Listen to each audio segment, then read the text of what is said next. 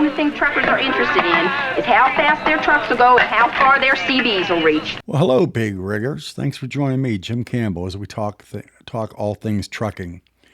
Today, we're going to talk a little bit about a recent incident that sent shockwaves through the trucking community as a Washington State truck driver found himself in big-time hot water after a truck inspection truck stop near Portland, Oregon, escalated with some serious violations. Before we get into it, please remember to like, subscribe, click that notification bell at the bottom, and future reference. If you want to listen to my podcast, you can do so wherever you listen to your favorite podcast, Jim Campbell Trucking. Okay, let's get into it. Deputies from the Washington County Sheriff's Department conducted a weight and inspection stop on a tractor trailer at the intersection of Northwest Jackson School Road and Northwest Shadybrook Road in Oregon, driven by 23-year-old David Barbacar from Tacoma, Washington. Little did the driver know that this stop would lead to a chain of events resulting in hefty fines and an unexpected arrest. The truck, traveling through a section of Northwest Jackson School Road, which was subject to a weight limit of 13 tons, which is 26,000 pounds, was found to be significantly over this limit as its total weight was 89,000 pounds, meaning that not only was he over gross limit of 80,000 pounds, but he was also a mega 63,000 pounds overweight for this section of road. Now, as if that wasn't enough, further inspection revealed additional violations, including falsifying his logbook and ultimately resulting in the driver being put out of service and fined a staggering $19,400. And if that wasn't bad enough, despite being put out of service, Barbacar was arrested less than 2 hours later for knowingly violating the out-of-service directive by another deputy while operating the same tractor trailer on Highway 26. Now, there's no good argument that can be made in defense of 23-year-old David Barbacar with regard to the overweight ticket, his logbook violation, or moving his rig once he was put out of service. However, doesn't it seem a little overzealous to give him a huge ticket in the amount of $19,400 for these infractions? I mean, it's not like he raped somebody, killed somebody, robbed somebody. Come on, $19,400. Now, there are many, many, many other examples of these same Washington County deputies actively going after truckers in what at times seems like gotcha weight trap situations, and especially so when considering just how many restricted roadways there are around the Portland and Washington County, Oregon areas. It's almost like they do it on purpose. Okay, check out this report. So we're going to check your weights and do an inspection on you here. You got your license and truck paperwork, I can see. As motor carrier enforcement, we are, as I said, part of the traffic safety unit. So our focus is going to be traffic safety in the county to make the roads safer. Our specialty in that department in that division is going to be commercial vehicle. So typical day in the life of a motor carrier officer, usually we'll set up occasionally like this where we'll pull trucks in. Probably the majority of our day is spent driving around, actively looking for trucks that are on the road. Frequently, we just drive around roads of the county where we know there are truck traffic, if we know there's construction going on, or we know there's a pit that's having trucks come out that are heavy.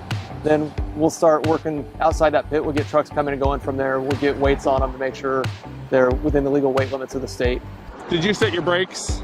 No. You go ahead and set them, and then you can go ahead and close your hood up. By us having this position and being certified to do the level 1 and level 2 inspections, we have the authority and the ability to put these dangerous trucks out of service.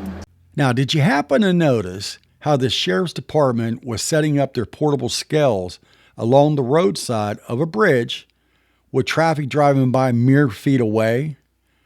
The deputy even admitted that their day is all about riding around looking for trucks to pull over and inspect, and also setting up outside shipper locations as means of checking trucks as soon as they're loaded and leaving the premises of the shipper. I can't see how these tactics can be deemed legal or safe. Can you?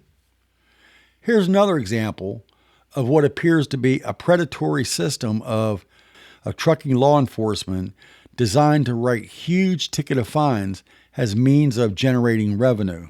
Last June, deputies with Washington County, Oregon's Commercial Traffic Division, which is only 20 miles from the city of Portland, Oregon, stopped a tractor trailer that was displaying signs signifying it as an oversized load. According to deputies, the initial stop was due to improperly secured load and missing warning flags. Now, according to the deputy, the driver was pulled over and it was discovered the driver did not have permits required to haul this large of a load and this heavy of a load. Now, deputies weighed the truck and trailer at the scales on Highway 26 near Highway 6. According to deputies, the truck was so overweight that it would not even been eligible for a weight variance permit.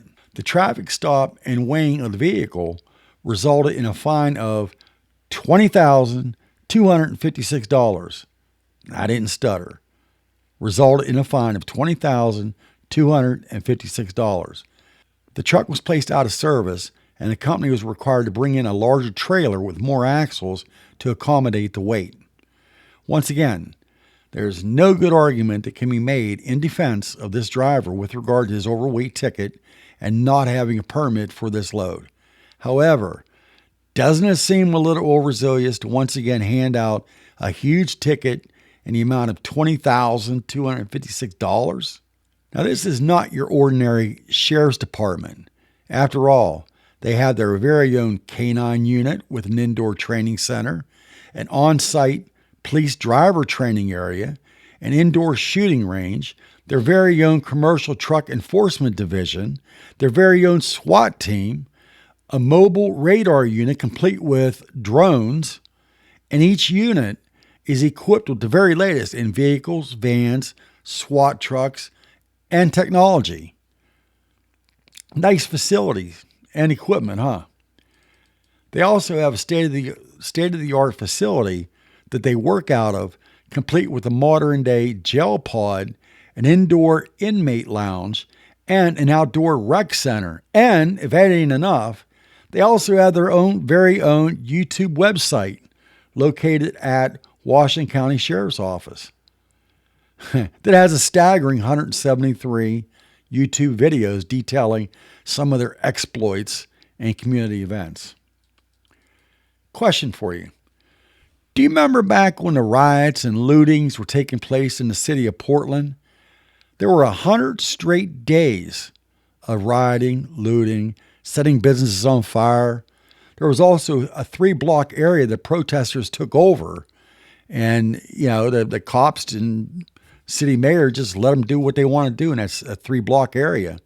We saw it on the news day after day after day.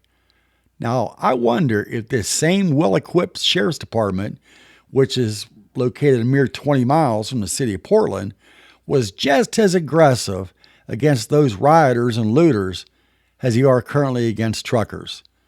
Kind of makes you wonder if that state-of-the-art facility, all those separate divisions, and all that updated equipment was paid for by individual members of the trucking industry, doesn't it?